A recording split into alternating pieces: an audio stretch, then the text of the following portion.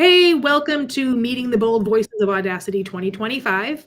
I'm Stephanie. I am one of the co-founders of Audacity, and I am here with Mariko, who is going to be one of our speakers this year. This is her first year with us. So I am excited about that. I'm just checking the Insta to see if we can go live here, and I guess it's not going to cooperate today. So let's see if it kicks on. Maybe it will, maybe it won't. But we're everywhere else we want to be. Okay. So that is what is important. So I'm going to do just a brief intro for what you provided us. And really, I think it's more about people wanting to hear directly from you about, who you are, what you do, why they want to show up, what this is about. So quick background on Audacity 2025 for those of you that don't know who we are. We are a niche media company, and we specialize in amplifying women's voices, creating events, projects, incubators that get women out there, get visible, and get other women to be able to find other women that they can aspire to be like. So it's hard when you're a woman out there who's trying to make big things happen in the world, and there's really, maybe your circle is small or your friends are just in 9-to-5 corporate gigs, and there's really nobody for you to connect with. It can be kind of a lonely road. So this is a way to connect with other women that are out being bold and audacious and doing things out in digitally and in person. And the summit is about collecting all of these women together so that you can get to meet them and see all the incredible things that they're doing.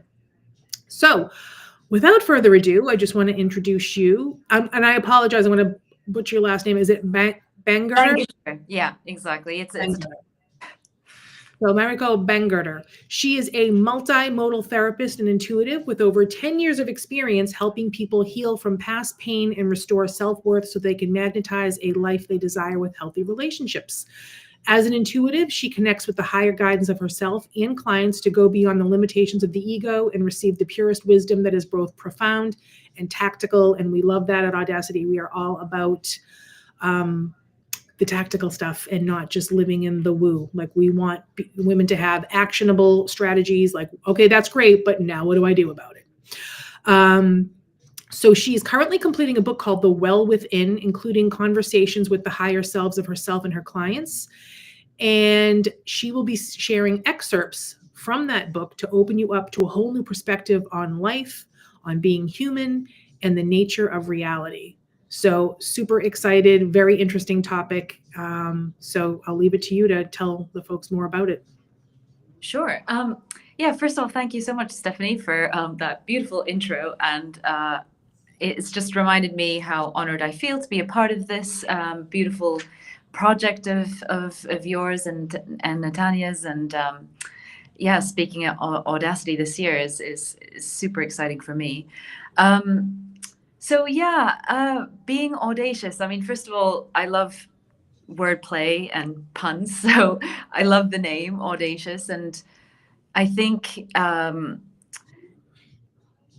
reason that I want to share this book, actually, being audacious to me means being able to have the boldness and confidence to be who you truly are. So being authentic, being able to speak your truth in alignment with, taking action that comes from your heart. So it's difficult in a world where there are so many societal norms. And I think for me, even writing this book and talking about what I do, which is a little bit, some of my practice is a little bit more conventional. It's more conventional therapy and coaching. But, this part of my practice now that has really developed over the last year, that is a lot more sort of right-brained, intuitive, I guess, unrational, if you will.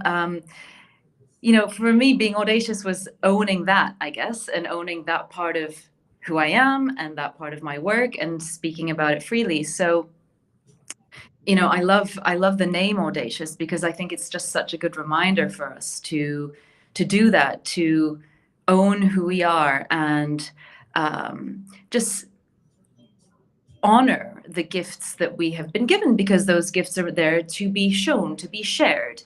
And, we are all unique in that way. We have our own unique ability to share with the world. And so Yeah, so I think sharing this book is kind of me trying to be audacious, let's say. Um, yeah, and so I'm excited to be sharing small snippets of excerpts from this book. The book, The Well Within, contains 13 different conversations, dialogues that I have with the higher mind, the higher consciousness, the higher self of different clients. And these conversations take place remotely when my clients are sleeping. And I'm quite, I feel very honored to be a part of this dialogue, because just being subject to what comes through has taught me so much and given me quite a unique perspective on, like you said, the nature of reality, what it means to be human, and also given me some pretty interesting and unique tools for self-mastery, and so sometimes these conversations are comical. They're often very profound. But what I've been impressed with so far is how practical they are.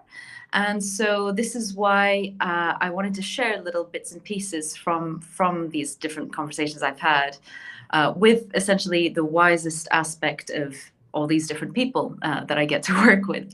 So I'm excited to be sharing that. Can you give us a little taste of what one of those conversations might look like? Yeah. Yeah, I'll give you a taste. So one of those conversations was for a client who was stuck in a very challenging conflict with her ex-partner. She's in a custody battle with him over a custody battle for their 2-year-old toddler. And the ex is very, very difficult to communicate with.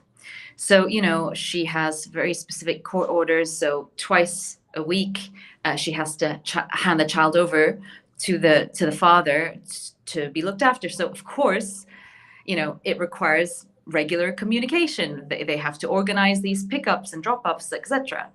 Yet her ex is very, very difficult to get a hold of. He withholds communication, and he can be quite manipulative, let's say. So, I'm thinking of one particular dialogue with the higher self of this client, who gave her a really beautiful, practical, interesting way of looking at this conflictual relationship and what she herself can do to get a smoother ride with him. And she implemented the guidance, which was very visual. It was, what I love about these conversations is that they include a lot of metaphors, visuals. I don't know, they're just very visual. They're, like I said, practical, visual, but they're very easy to grasp because they're so clearly explained through the use of imagery. And so she was given a tool, let's say, of how to visualize this situation and what she can do within herself to ameliorate her relationship with him. And she implemented that, and it's been smooth since then. It's really given her the confidence and the kind of the pathway to dealing with him. Mm-hmm. Instead of what the pattern was before, which was that every time she would communicate with him, it drained her. It made her frustrated and angry and resentful because she just would not get anywhere with him. Mm-hmm. It was just a very practical tool, visualization that she could use in every interaction she has with him. That's one example. Mm-hmm. Another example is, I'll be sharing a segment of a conversation I had with my own higher guidance when I was sort of feeling quite helpless and frustrated in a time of financial difficulty, and just the wisdom that came through on that about how it's not all as it seems. There's a lot more going on, a lot more playing out. If I were to just zoom out and take a wider look at my life and what the space was allowed to receive that maybe not financial in that moment, et cetera, et cetera. But it's just specific. I don't know. It's just the perspective shift that is shared is so takes you out of this sort of human level of thinking and to a more holistic way of looking at things, I would say. Yeah.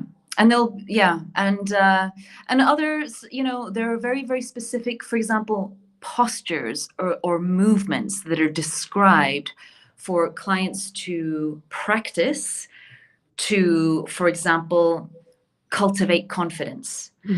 So I think I'll be sharing something like that too, a very practical movement that one can actually practice in their day-to-day life. So yeah, it's varied, but yeah, I like that, but I like the postures. I like the idea of again, like we definitely love when we're able to work with women that have something practical, something actionable that doesn't, it's great to be inspired. And I mean, that's a wonderful thing. But when you're left with like, okay, now what? Like, what does that mean for me? Or what do I do next? What are my next steps in order to access this? Then I feel like a lot of times those things can be great, but then it's like, I can't do anything else more with this, or I can't figure out how to access this. Totally. Yeah. And I completely resonate with what you're saying. And which is why when I'm in these sessions, I'm really playing devil's advocate. And I keep asking them practical guidance that I can tell my clients, more practical guidance, please, more practical guidance. So I'm really like pushing them to share as much as possible that can help the client. Yeah. Now, in your experience, do you have issues where, say, there's an unwillingness to share the practical, it stays, or are you really able to, move through that? Yeah. No, look, it cannot all be practical because there are some insights that need to be explained so that the client understands why they're in the situation they're in, right? So I find it's a really good balance of explaining what's happening and why from a higher perspective, and then the practical for how to shift things. Gotcha. Yeah. So I was putting some stuff in the chat here, so I'm listening, but I'm just putting some stuff in the chat so people know what we're talking about if someone is coming in late. So you can go ahead. Yeah.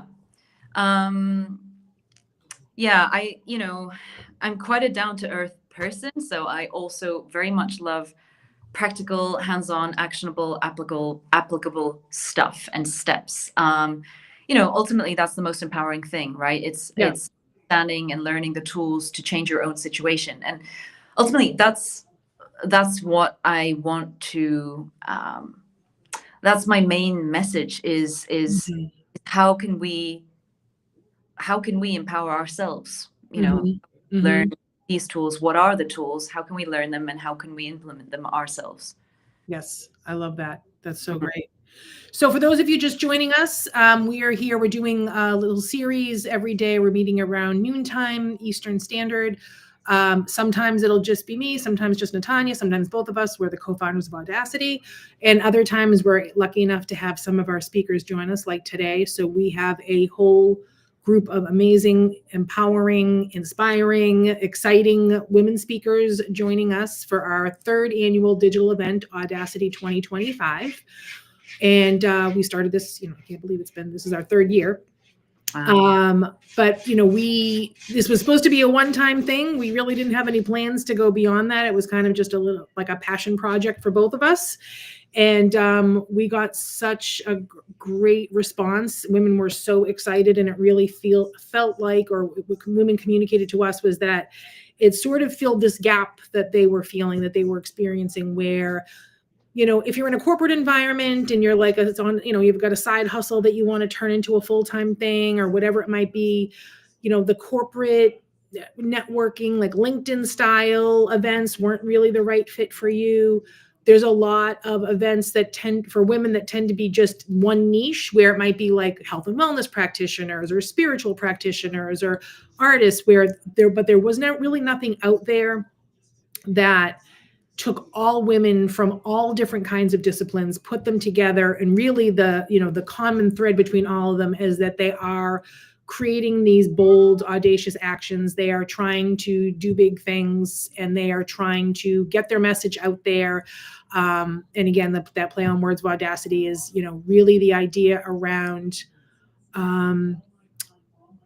when you have a vision that you believe in so strongly, that instills this, like, or it creates a sense of awe within you, like nobody else can see it but you. I forget the saying, but like that's, when you have something like, I can see this, I see this for myself, and maybe other people don't see it or don't get it or don't get you. Like, this is the kind of home for that kind of energy where you're like, I'm trying to birth this creative project, or I have this exciting thing I want to work on.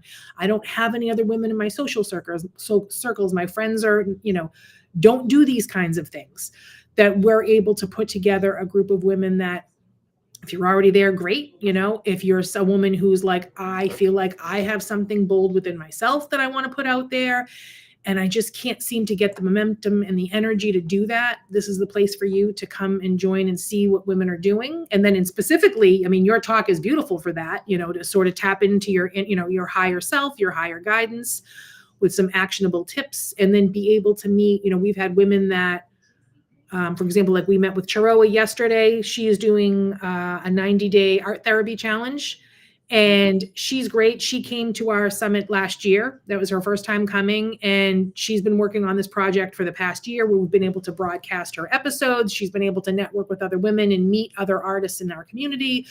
So it's a really nice place, I think, I think there's a lot of chatter around about third spaces, that we don't have third spaces, that there's really, it's like you're on social media just passively consuming content. There's really nowhere else to go. So we're trying to position ourselves to be like, here's a place where you can go, here's a summit you can come to, you can meet all these incredible women, be part of our community. And then if you decide, hey, I've got something I want to put out in the world, you can sign up for one of our incubators, and you can get your show streaming. We had another one of our women, we helped her birth her project of adult body positive coloring book. So there's all kinds of like stuff that we're doing behind the scenes, that we're really, helping women, again, like sort of like creative doulas, I guess, as we sometimes will say, that's sort of what we think of ourselves as. But we're always excited to bring new women on board like yourself. So I'm really excited about what you have to bring to the table, because I think it's, we actually have, we have you, we have Sonia Serena. So you're probably the only two right now, I think, women that operate more in the spiritual realm. We have a lot of artists. We have women like vitality health experts. So we're trying to, be as broad as we can with the women that we bring in, so that there's kind of something for everyone, that if you're like, where are my people, you can find that. Totally. Yeah. And it's also great to get all these different perspectives, and see where they diverge, but also where they unify. And I think, yeah, it's such a colorful group of people. I'm super excited to be a part of that. Sounds good. Sounds good. So do you have anything else you want to add? Anything else you want to share? I don't want to take up too much of your time. Not really. Just that I think it can take many years for us to develop the the courage, the confidence, to drop the fear of other people's judgments of us. But it's such an important journey to take. And I think we can really do that is when you experience true freedom, and then it's as though your life really begins at that point, that you can really go out and honor who you are, what your gifts are, what you want to say, what you want to share. And I think it's really then that you're going to start to attract your real tribe, your real friends, real colleagues, your real mentors, right? Because I think we spend so much of our lives hiding because of fear of judgment. And that's a real thing, being cast out of the tribe is a very biological fear. We cannot survive without the tribe. But I think today more than ever, we have all these beautiful platforms such as Audacity to really inspire us to to be who we are and to be bold in that. And it's I love that. I mean, good in that. I mean, it makes me think, we can come be a part of our tribe, we're not, so if you feel like you don't have a tribe and, that fear of rejection is, I mean, it's hardwired in us to, to not be rejected, to not be cast out because it meant death, and try telling your nervous system that, right? When you're trying to do something big, and that's kind of, I mean, I wasn't going to get too far into the neuroscience, but I love talking about neuroscience. So I will, that's a real thing. When you feel that fear and that terror, that's because it's innately hardwired in you. And you're like, oh my God, I can't turn on the camera and go live. I can't do that because what if someone sees me and judges me? And although intellectually you'll know and you understand I'm not in actual danger, try telling your body that. Your body's like, bad idea. Don't. So this is, a place for you if you are someone who struggles with that, because then you can be surrounded by other women who are taking those bold steps, who are being audacious, who are saying, you know what, I'm doing this even though it feels uncomfortable, even though I'm like, I don't want to, but I'm going to do it anyway. Aegis, right? You see somebody else stepping out of their comfort zone and being who they are, owning who they are, and it really does inspire you to do the same. So the more people do it, the more people it inspires, and I think that's what we need. Yes, yeah, and I feel like one of the things I like to say, like a good litmus test is like if the people that you went to high school with aren't saying like, who the hell does she think she is, then you're probably doing it wrong. If that's what we want, like we want that, that's not a bad, if people are saying that about you, you're probably doing something right, because it means that you've stepped outside the box of what everybody else is doing and the path that they take or the accepted path, and you're doing something different. And as someone who's multi-passionate like myself, like I've struggled with this a lot, where it's like, oh, what are you working on now? What's your project now? What's your little business now? And it's been said, outright condescendingly, like, I'm sorry that, I did not want to do it the way you did. I have a lot of interests. I'm a creative person. I have a lot of passion about things, and I want to learn new things. And I'm always trying to, do something more, do something different. I find that interesting and I find that fulfilling. But it's really hard when you're in a space where people are just they're threatened by it. I realize now that I'm older, that people are threatened when you're not, part of the status quo, and that becomes a hard place to be in, because I didn't have this, so go ahead. I'm like yammering on here. No, but I completely relate, but like, as you said, they're threatened or they're envious, or it just triggers that fearful part in them, that's just what reflection of their own fear of stepping out the box. And so, I think it's only out of your comfort, it's only when you step out of your comfort zone that you can start to grow and build beautiful palaces of dreams, right? Like nothing's your comfort zone is a safe place, but nothing can grow there, is there's that saying.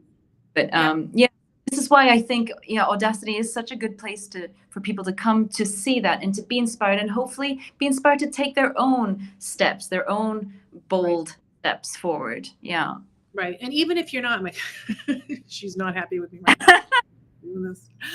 I know she wants to go out. What she wants to do is go in the bathroom and drink out of the toilet. That's what this is about. Because apparently the nice fresh water is not good enough. She wants the toilet water. She knows what she wants. Huh? She knows what she wants. Yeah, exactly. And she's going to keep doing this, but that's okay. But I do. Ooh, of course, now she's walking across. Now she's really messing with me. Okay, there we go. But it is, I think it's an important conversation to have. And that's one of the conversations that we're having at the summit. That will be sort of the overarching thing. And it's the theme this year is the art of becoming audacious. And again, we do that play on words because, that's one of the things that I believe. And that was sort of the seed of this came from that, of when you believe in something so strongly and it's like awe-inspiring to you, that's the fuel that you can use to push you through the sarcastic comments and the judgment and the, oh, how's your little business? Oh, what are you doing now? And it's interesting that, and it is just sort of a reflection of corporate, culture and patriarchy or whatever, where people look at this, I worked at this business for 30 years and that's apparently like the only desirable way to go about life. is to work for someone else, to Yeah. make money, for someone else for your entire career. And that's okay. There's no judgment of people that do it, but it's oftentimes the people that do that then have the most issue. It's like, I didn't want that. I never wanted that. I always wanted something that was for my own, and never had any people in my circle that, shared those same values. And then thank God for the internet, because then you can find your tribe, and you can find your people, and you can find other women where before you really couldn't do that, Yeah. I mean, I remember it was like 1990, really aging myself, but like 95, 96, I was like buying domain names Yeah. Wow. and like downloading stuff from WebMonkey and teaching myself HTML and like hand coding websites because I was going to sell my art online, which I never ended up doing. I spent an entire year building a website coded by hand, self-taught, right? And That's everyone's like, what are you doing? You were super early, like to I was early. Yeah. Wow, that's incredible. If I only wish, had I really thought about buying, buying domain names, but I wasn't thinking about flipping. That didn't occur to me. Because I wasn't buying it to make money. I had an idea that at the time, I was actually doing, what's it called? Like the trash to treasure art, where people take, like recycle things and turn them. There's like a name they have for it now, and I can't remember. But like before that was cool and a thing, because I was poor and I liked nice things, and I would, buy things at yard sales or whatever and transform them into something else. Wow. And people really liked them. And I was like, oh, I should start a little business and start selling them. And so I bought myself a domain name and like hand coded it, did all that. Took forever to do because it took forever to do. Yeah. And the whole thing kind of, petered out, which is fine. But it was like, I guess probably in retrospect, I can see why people are like, how's your little project? Because really nothing ever got legs. It was always like kind of just the idea of practicing and doing. But I realize now, like, that's learning, that's okay that it didn't turn into something, that it didn't come to fruition. Like, it maybe was just so that I could learn to do that. Maybe it was just so that I could not be afraid to put myself out there, Yeah. So I realize that now. Yeah. And it's just one stepping stone leading to the exact next stepping stone for you. Right. Yeah. And I think for women, we don't see that. We don't realize, like, when you finally get where you want to go, and I'm certainly not there, I'm nowhere close to it. But when you get where you want to go, I believe that you can then go back and go, aha, that's why that, and you can take that thread and figure out like where you ended up, why, where you did even things that maybe felt like a failure, that, I never should have done that. What a terrible idea, or, whatever it might be. It will all make sense in the end. Totally. And that's why I think it's so important to follow your heart, follow what excites you, right? Mm-hmm. Use that as a barometer, as your North Star, because, just like when everyone was telling you, what are you doing now? Well, you were doing that. It gave you kicks. You enjoyed what you were doing for as long as you were doing it for. And that's what matters. It brought you to the next stage. Yeah. It got understanding more about yourself. And so, yeah. And I think, again, like, it's back to, therefore, I think you're a very inspiring person to have. I can see why you've a co-founder of Audacious, with your sort of entrepreneurial and spirit of following your heart all the time.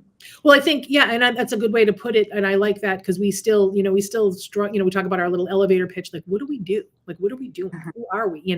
And that was been kind of the common thing of like that, your North Star, and being bold and finding that spark in you that compels you to step outside the box and make yourself known. And it's a scary road. It's a really scary road and because we work with a lot of artists, like right off the bat, like artists, like that's the hardest gig out there, to put your art into the world. Now, it is the scariest, but it's also the most rewarding. Right. Yep. That's the right. Yeah. So, I mean, it's super tough. So we see these women that have these amazing ideas that sometimes, they don't even see their own potential. And I feel like that's sort of what we specialize in, is that we can help you kind of crystallize your vision, figure out what your special sauce is, get your vision out of your head and into the world. If you're like, because, like, you can't see your hand when it's in front of your face. Women don't see their own magnificence. Like they just don't see it. There's because it's been so conditioned out of them to not honor that and to fit in the box or whatever. So when we meet with women, we're like, oh my God, we're like, that's what you're doing. And they're like, what do you mean? It's no big deal. We're like, no, that's a huge deal. Like there's so many women out there that don't even realize, they don't even see their own brilliance. They don't see that what they're doing is super important, that the world needs to see it, that other women need to hear it, see it, be around it. So like you said, so that, we're all now being inspired by each other. Yeah, 100%. Yeah. Super cool. Oh, that's really beautiful. Yeah, really beautiful. So I'm excited. So for those, we'll wrap it up real quick here. Audacity 2025, our third annual Women's Empowerment Summit. It's happening digitally. You can check it out at audacityhq.com. You'll get your ticket and you can attend two different ways. One, we'll have it's Zoom, but then we'll also be broadcasting the Zoom call into our metaversal space. If you are a Web3 girly and into the metaverse, you can join with an avatar. We have a couple of our speakers will be joining solely as avatars in the Web3 in our metaverse space. But you have that. Our first year we didn't, so it was a little bit funny. We had women who had never been in the metaverse before going, I don't know what I'm doing. I'm stuck in the lobby. Send help. We were trying to get more. Again, just that idea of like exposing you to new technologies and getting excited about it. But don't worry if you're not metaverse savvy, you don't have to be. It's going to be on Zoom as well, but it does offer the opportunity if you want to dip your toes into that environment and kind of see what it's about. Because I do think that whole, with AI and everything else, I think we're going to be seeing more of that and more immersive spaces in the future. So why not stay ahead of the curve? And at least you don't have to do anything with it, but at least it won't be the first time you've ever seen it. If when the time comes and people are really doing more in those kinds of spaces. So that's my pitch. Audacity 2025 happening February 14th, Valentine's Day. So nice gift for yourself. Tickets are super reasonable and you can grab one at audacityhq.com and meet with Mariko and all of the other amazing speakers that we have. And we'll be back tomorrow around noontime Eastern. I don't know if we have anyone scheduled tomorrow. It might just be Natanya and I, but tune in and find out. Thank you so much for having me, and I hope to see everyone there. Thank you. For the 14th.